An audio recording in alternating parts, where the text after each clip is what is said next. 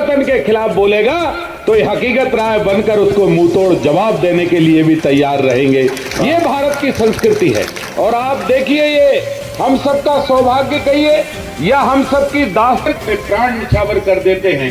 जब ऐसे बच्चों को हमें याद आता है तो लगता है कि भारत के बेटा बेटियों में कितना सामर्थ्य होगा जब अच्छे अच्छे नौजवान बूढ़े।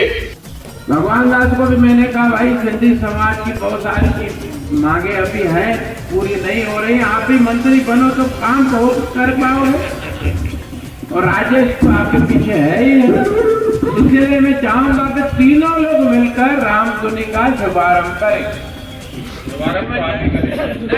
सुनील भैया थोड़ो तो पूरे मध्य प्रदेश जा जेका भी हिते भावरा अचण वारा आहिनि, घरंदू अचण वारे, उन्हनि सभिनी जे परिवारनि में जेको बाबूजन जे आख़िरी अखर ॿुधा कि हिते स्कूल जे माध्यम सां बि जीअं ॿारनि में हिकु वॾो परिवर्तन आयो आहे। निश्चित रूप सां अॻिते हली करे असां ॾिसी सघंदासीं कि पूरे हिंदुस्तान में न दुनिया में पूरे मध्य प्रदेश जा जेका भी हिते भावरा अचण वारा आहिनि, घरंदू अचण वारे, उन्हनि सभिनी जे परिवारनि में जेको बाबूजन जे आख़िरी अखर ॿुधा कि हिते स्कूल के माध्यम से भी जीअं ॿारनि में हिकु वॾो परिवर्तन आयो आहे। निश्चित रूप सां अॻिते हली करे असां ॾिसी सघंदासीं कि पूरे हिंदुस्तान में न दुनिया में पर होता होगा। पर राजधानी का ये परम सौभाग्य है कि यहाँ पर रामधुनी लगाई जाती है और परमात्मा की कृपा भी है कि ये रामधुनी अखंड चल रही है, इसमें खंडित नहीं हुई है, लगातार चल रही है, हर परिस्थिति में चली।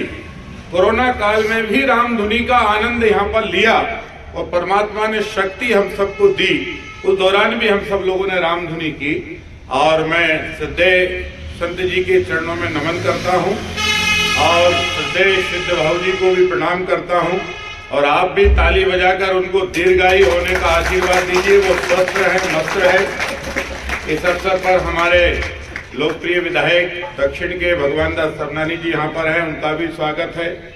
राजेश जी हैं, चंदू भैया हैं, राम बंसल जी हैं और युवा हमारे नेता विष्णु ज्ञानी जी हैं। ये तो युवा हैं कि नहीं है? इनके लिए तो बजाओ ताली, क्या है।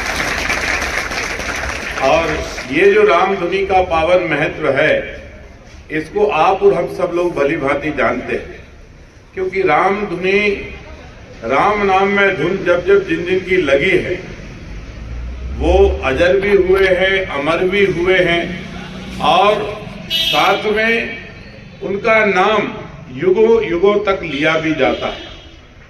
अगर कहा जाए तो वीरों में वीर महावीर भी इस धुनी के ही एक दास है, जिनको केवल राम नाम की रट लगी। और रट लगी तो ऐसी लगी कि जब समुद्र लांघने का मौका आया तब भी उनको यही बताया गया कि आपका जो जन्म हुआ है वो राम काज के लिए हुआ है। राम काज लग भयो अवतारा, तुम्हारा अवतार ही, तुम्हारा जन्म ही राम नाम के लिए हुआ है। जब इतना पवन सुनते हैं तो पर्वत के समान शरीर लेकर खड़े हो जाते हैं और आज्ञा लेकर वो सेतु 100 योजन समुद्र भी लांघते हैं, माता को, वैदेही को राम का संदेश भी देते हैं। यही धुन जब राम नाम की, कृष्ण नाम की मीरा को लगती है तो वो जगत देवी के रूप में पूजी जाती है। और यही धुन जब माँ कर्मा को लगती है तो स्वयं जगन्नाथ भगवान भी माँ कर्मा देवी के हाथ से भोग प्राप्त करते हैं।